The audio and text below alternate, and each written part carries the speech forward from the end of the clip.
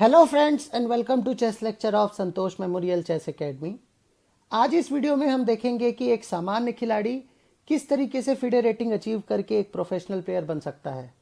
यहाँ हम समझेंगे कि आप इसे मैनुअली कैसे कैलकुलेट कर सकते हैं, जो आपके ऑर्बिटर एग्जाम के लिए तो बहुत ज़रूरी होगा ही, साथ ही हर चेस प्लेयर के लिए बहुत एक इंटरेस्टिंग कॉन्सेप्ट देकर जाएगा।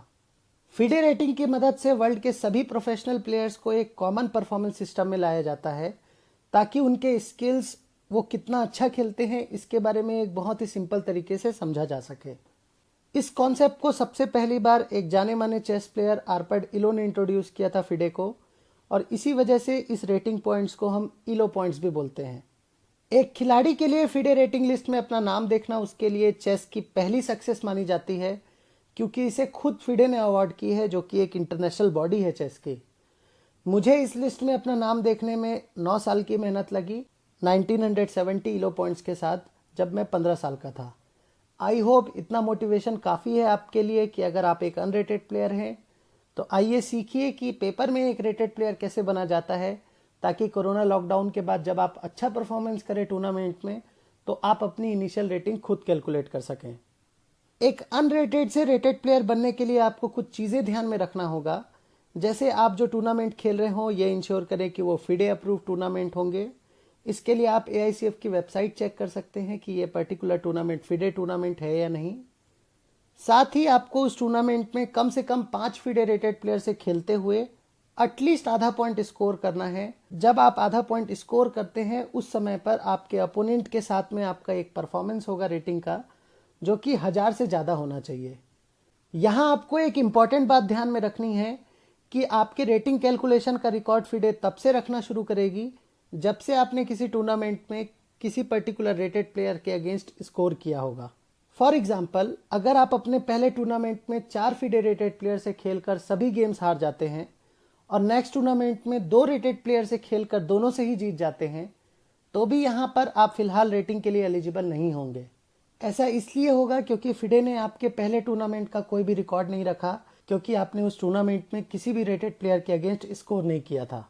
अगर अब आप यहाँ पर एक तीसरा टूर्नामेंट खेलते हैं जिसमें आपने 6 रेटेड प्लेयर के साथ खेलकर कोई भी स्कोर नहीं किया, मान के चले आपने सारे गेम्स हार गए, तो ऐसे केसेस में अब आपका कैलकुलेशन 2 + 6 दैट इज 8 प्लेयर्स के रिजल्ट के बेस पर होगा, जो कि हम आगे देखेंगे कि इसे मैनुअली कैसे कैलकुलेट किया जाता है।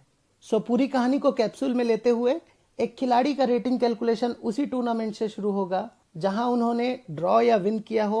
अगर उनका रेटिंग परफॉर्मेंस उस रेटिंग पीरियड में 1000 का होता है, then congratulations, you are welcome to FIDE rated players club.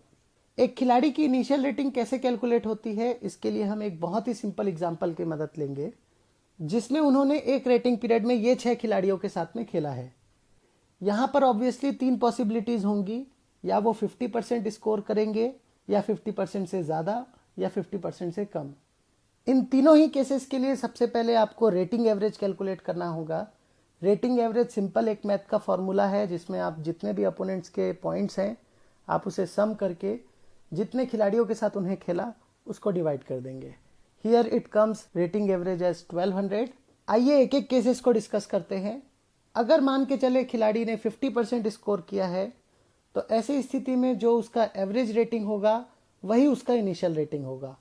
Means अगर खिलाड़ी यहाँ पर 3 पॉइंट बनाता है इन खिलाड़ियों के साथ खेलकर, तो उसकी इनिशियल रेटिंग होगी 1200। सेकंड केस होगा जब वो 50% से ज़्यादा स्कोर करें। कंसीडर यहाँ पर उन्होंने 4 पॉइंट बनाया है। ऐसी स्थिति में ऑब्वियसली उनकी रेटिंग एवरेज रेटिंग से तो ज़्यादा ही होनी चाहिए, और इसके लिए फिडे बोलती है कि 50% से जितना ज़्यादा आधा पॉइंट उन्होंने बनाया उतने 20 पॉइंट्स आप ऐड कर दें उनके एवरेज रेटिंग पर।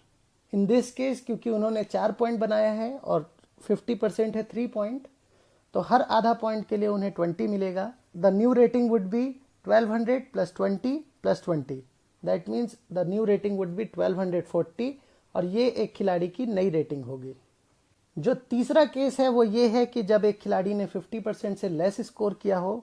ऑब्वियसली यहाँ पर उनकी इनिशियल रेटिंग एवरेज रेटिंग से कम होनी चाहिए, बट कितनी कम होगी इसके लिए फिडे ने नहीं बताया है। इसके लिए उन्होंने एक टेबल दिया है जिसकी मदद से आप पता लगाएंगे कि एग्जैक्ट आपके पॉइंट्स में कितनी कमी आएगी। इसे कहते हैं हम DP table, that is rating difference points table. जो आपको फिडे लॉ बुक में पेज नंबर 240 में मिलेगा 8.1a के नाम से। फिडे लॉ बुक का लिंक मैंने डिस्क्रिप्शन में ऑलरेडी आपको शेयर कर दिया है। लेट्स कंसिडर उन्होंने 2 पॉइंट बनाए out of 6। In this case आपको पहले एक छोटा सा रेशियो निकालना पड़ेगा, जिससे आपको एक फ्रैक्शन मिलेगा 2 आउट ऑफ 6 दैट इज 0.33, और ये वैल्यू को आपको चेक करना होगा आपके डीपी टेबल में। देख सकते हैं आप यहाँ पर इस डीपी टेबल की वैल्यू है करस्पॉन्डिंग दैट इज -0.25, और इसी पॉइंट को आप अगर अपने एवरेज रेटिंग पॉइंट से सब्ट्रैक्ट करते हैं तो आपकी नई रेटिंग आ जाएगी। So in this case 1200 minus 125 that is 1075, और ये आपकी इनिशियल रेटिंग हो गई। अगर आपने यहाँ पर 1.5 स्कोर किया होता, so in that case 1.5 divide by 6 that is 0.25। Checking in the DP table, इसकी वैल्यू अगर आप देखेंगे तो -193 आएगी। दैट मीन्स उसकी इनिशियल रेटिंग होगी 1200 माइनस 193, जो कि होगा 1007।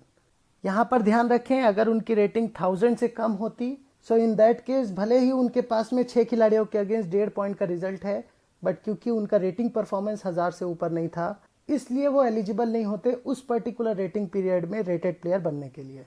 आपको यहाँ एक और इम्पॉर्टेंट कॉन्सेप्ट जानना जरूरी है, दैट इज रेटिंग पीरियड। क्योंकि महीनों के दिन अलग अलग होते हैं, इसलिए फिडे अपनी रेटिंग लिस्ट रेटिंग पीरियड को फॉलो करके पब्लिश करते हैं, जो कि हर मंथ के 1 तारीख को पब्लिश की जाती है। आपका एक पर्टिकुलर रेटिंग पीरियड का परफॉर्मेंस ऑब्वियसली अगले रेटिंग पीरियड में ट्रांसफर किया जा सकेगा।